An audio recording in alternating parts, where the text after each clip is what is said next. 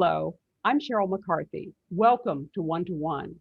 Donald Trump is gone from public office, but he left behind a disturbing legacy.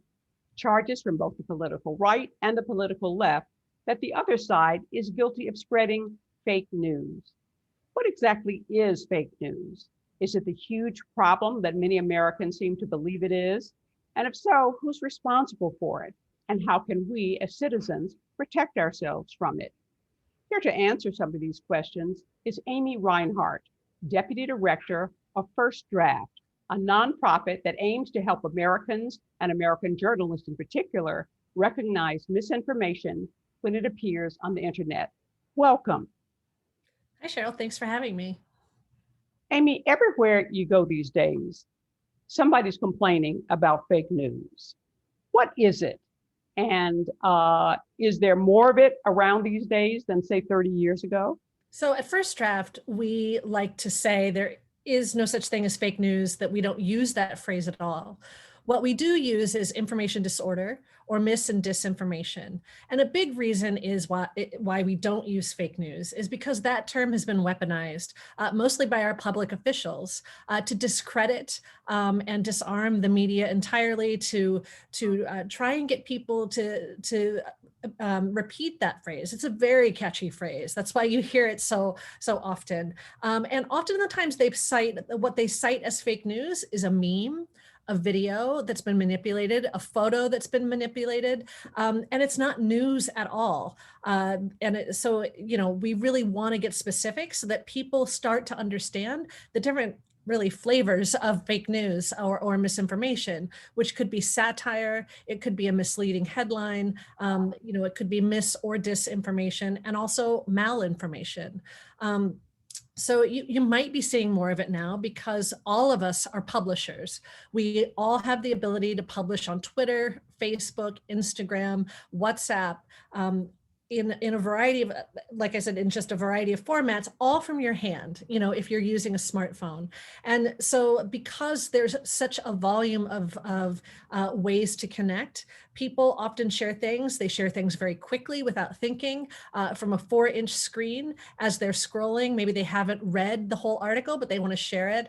And then that share is often without context. Sometimes people share things just because they think something is funny, but the receiver is like, oh, this must be real. It's like, no, it's actually, the satirical newspaper, The Onion, and I just thought it was funny. And so sometimes things get out of control inadvertently, just because they're sharing without context.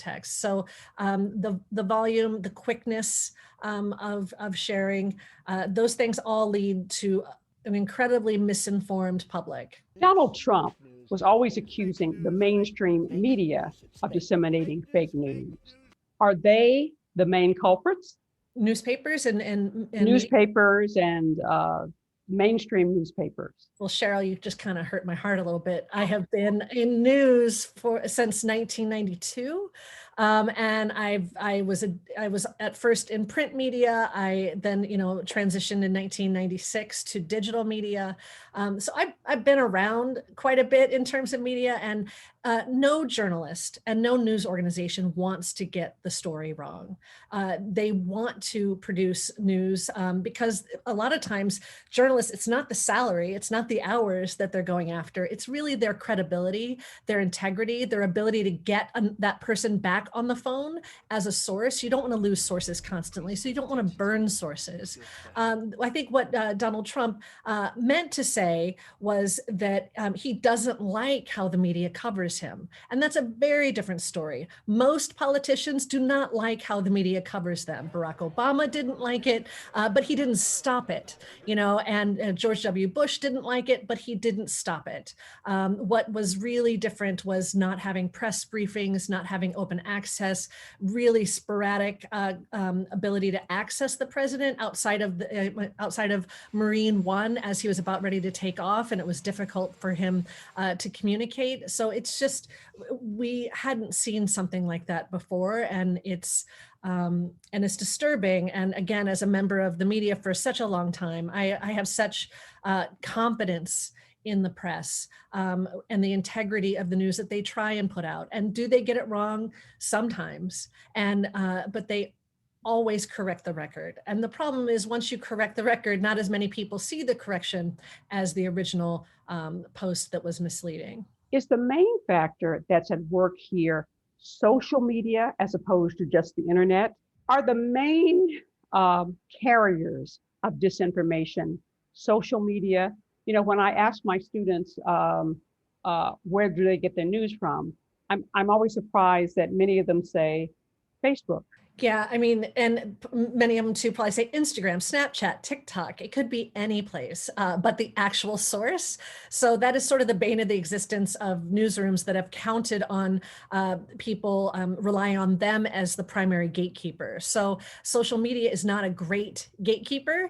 There's no prioritization of information on your news feeds on Facebook or on Instagram or any other place that has a feed-like system, and everything is smashed up, whether it's your cousin's soccer game that he won, mashed up next to something that's happening in Syria. Those things are given equal weight in on the platforms, and it's really difficult, especially for younger generations, to understand the news value of something. Growing up, we relied on the 6 o'clock evening news, and they set the agenda. The first thing up on the 6 o'clock evening news, still to this day, is the most important thing that people should be following. And then they gradually go into the least important, and at least Lester Holt on NBC News ends with, something heartwarming to walk off the evening news with, that's happening across the U.S. usually. So, those things are training tools. Looking at a daily newspaper is a training tool to really understand the value of news and what is the most important. And again, the importance is decided by editors who are trained in this, and sometimes they need more training in terms of, well, you're serving one part of the community but not the entire community. So I think as newsrooms diversify and include more voices, you're going to see more representative news that is valued to the community it's supposed to serve. It seems to me that we think that the people who don't share our political views are the ones who are being taken in by fake news, whereas we are too smart to be fooled by it. For instance, I've asked my students, do you think fake news is a problem? They all say, definitely. And then I ask them, can you give me an example of a story, a fake news story, that you were fooled by for more than 24 hours? And nobody can come up with anything. So it seems like we think it's those Republicans, it's those right wingers, it's those people out in the Midwest. They're the ones who are getting taken in by fake news, but I'm not, because I'm smarter than that. Do you agree that that's what's going on? Well, everybody thinks they're smarter than that, right? And after the 2016 election, they went back to people and said, actually what you were sharing was from Russia. And people are like, no, it's not. I'm too smart for that. Well, we're not. We kind of have lazy brains. Nothing makes us lazier than that 4-inch screen. And we share things without thinking often. But your second part of your question, where you asked the students, what was that? I asked them, can you give me an example of a fake news story that you were taken in by for more than 24 hours? Because I mean, if you're reading the New York Times, I mean, there's going to be a correction, even something that may have been reported erroneously. There's going to be a correction. Yep. But they seem to feel, and they all said, they couldn't name anything that they were taken in by, but they seem to feel that a lot of other people are taken in by fake news. So the wholesale buying in of a fake news narrative is, I would say, more 2016. How we have evolved now is there has been enough destabilization of the news media in terms of they are not the primary gatekeepers. There have been enough accusations and enough doubt seeded into the narratives that now you can't, if everything is possible, you can't trust anyone. And that is where we are today with mis and disinformation. It has been incredibly effective. One of the most powerful weapons ever invented is information exchanging, and people who have harnessed it really understand that. So in 2020, in 2021, as we move into, especially as we'll see with vaccine narratives, it doesn't have to be a story that someone buys wholesale. All it has to be is, I don't quite trust it. I don't quite trust what Fauci is saying because he said something different last month. And so now I'm not going to trust him at all. And so that is the maturity of where we are with social media and misinformation and people's belief in something they can trust. As we said before, Donald Trump, for him, fake news was any of the critical stuff that people said about him. And he and his followers seem to have spewed more disinformation than anyone else, that the election was stolen, that COVID-19 was no big thing. It would go away on its own. Immigrants were criminals and rapists. The people who violently disrupted the Black Lives Matter protests were really pretty good people. Climate change is a myth. Are the disinformation campaigns that we've been seeing have they mostly been created by the right wing or by Republicans? Well, they have had the most to gain from social media. And what I mean by that is they have felt misunderstood and unrepresented in mainstream media. Also, they didn't like the way they were being positioned. And so they took those talking points literally from far right radio, Rush Limbaugh being sort of the granddaddy of all of that. And they said, if we can do this on radio, why not on social media? And so in 2008, we saw Barack Obama use beautifully Facebook in terms of grassroots campaigning and getting the message out. And Republicans said, we can do that too. And they didn't come back in 2012. Mitt Romney, as the candidate, didn't come back and use it to its full potential, but Donald Trump did. The thing is, he had absolutely nothing to lose by appearing to be authentic online and sending out a very polarizing message that so many people said, you know what, that's how I feel too. And so, Donald Trump is about owning people online, on dunking on people, and he's really great at crafting viral marketing messages. That's all social media is marketing. And so, he comes up with things like Little Adam Schiff. And, it's kind of funny and it goes. So he was really good at it. And so, it helps to have a singular message, which Republicans often do. Democrats often have a very nuanced message, and there's no room for nuance on social media. It's either yes or no, love or hate, but there's really no in between. And so for a time to come, I do anticipate, Republicans having a better mastery over social media. We see that people like AOC, again, a candidate who has absolutely nothing to lose and everything to gain by going on a platform like Twitch and playing Among Us with someone and really being able to connect with a totally different constituency in that way. So, AOC is really adept at this. Again, she has everything to gain by doing it and nothing to lose. The politicians who see themselves as having something to lose by being more authentic, or at least appearing to be more authentic on social media, are the ones who are reluctant, I think, to embrace what social media is really good at, which is communicating to wide audiences very cheaply. Have the Democrats been involved in disseminating disinformation? I was talking about this whole fake news thing with a friend of mine, and she says, well, the whole story about the Russians having tried to interfere with the 2016 election, which Democrats widely believe happened. She was saying that was not really true. I don't know. Maybe you do.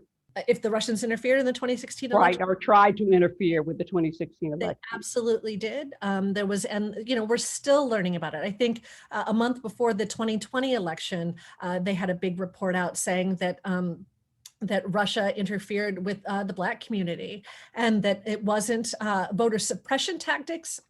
It was voter depression tactics. So like, why vote? There's nothing in it for you. You're not gonna, you're not gonna win anything by voting. And so the idea is to not stop people from voting, but to discourage people from leaving their house and getting involved, because why bother? There's no reason to do that.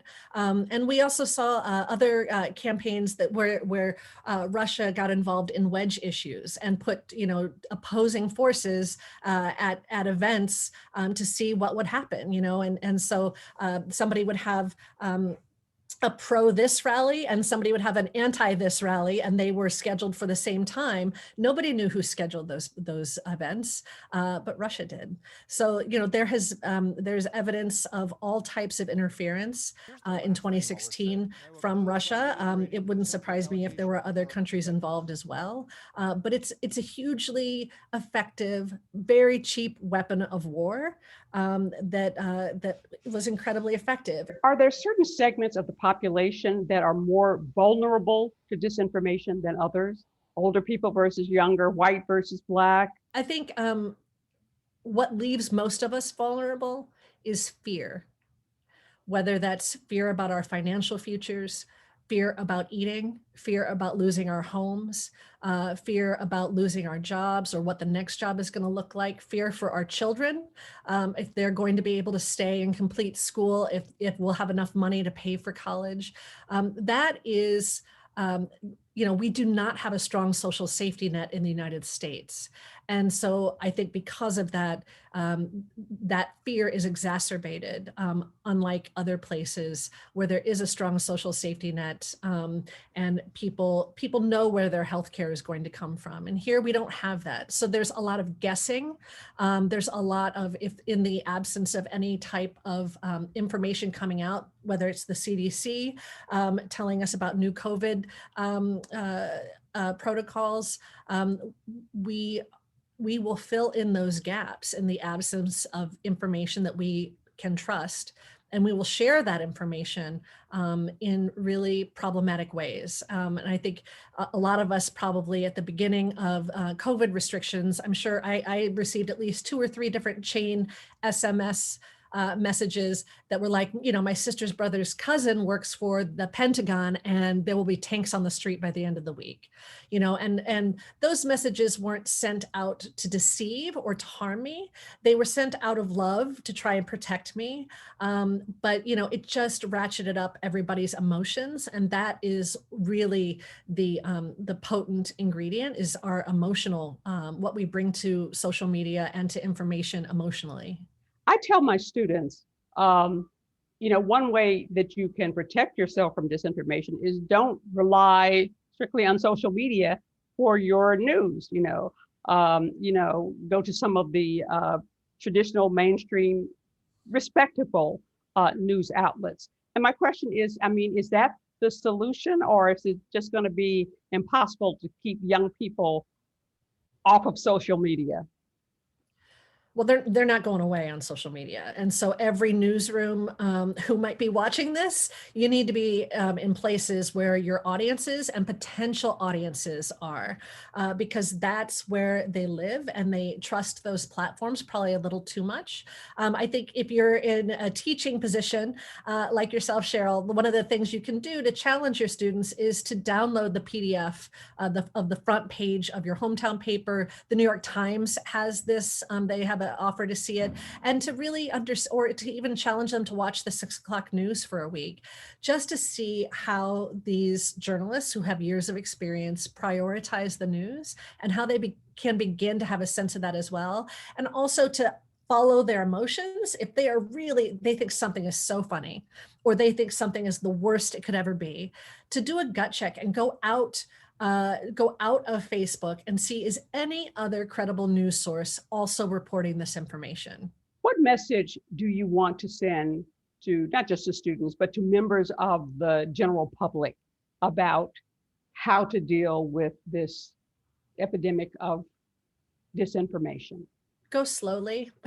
I know that we are in a hurry all the time. We don't read the entire article. We want to get a little snarky comment in here or there just to own the topic or own a person, but to really try and be good stewards of information and to only share things that you've read, only share with people you trust, and share the context in which you're sharing it. Like, I thought this was so funny, you might too, or this is a really serious topic, I want you to take a closer look at this.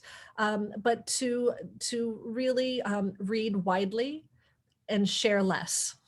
I was looking at the website of First Draft, and where you offer some tips on dealing with the information that comes across on social media. Rumor clues. When you see the words, "Is this true?" or "Really?" or "Grapevine," that's a time to be suspicious. And you offer a number of articles, certainly, and I think tutorials on how both journalists and members of the public can protect themselves from disinformation.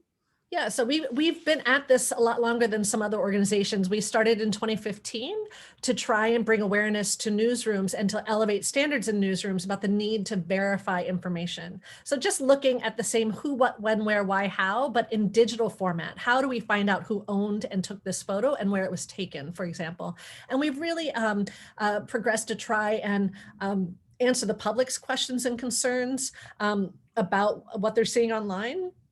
And we also offer right now, I think it's pretty exciting, a boot camp series of training. So it's about 30-minute trainings that show you different steps of our verification process. We're holding those in 9 different languages, which I'm really proud of, with simultaneous translation. So if you go to firstdraftnews.org, you'll be able to get more information on signing up. I think we'll have these will run through the middle of March, so there's still time, and we'll also record them. We also do bespoke trainings for organizations who want this information. We work with newsrooms and community groups and classrooms. I do a lot of classroom visits, and I really enjoy the questions we get from students who, are digital natives and really have a lot of information to impart to us about how and why they have the relationship that they do with certain apps. And I just want to point out that you guys started out at the Craig Newmark Graduate School of Journalism at CUNY, correct?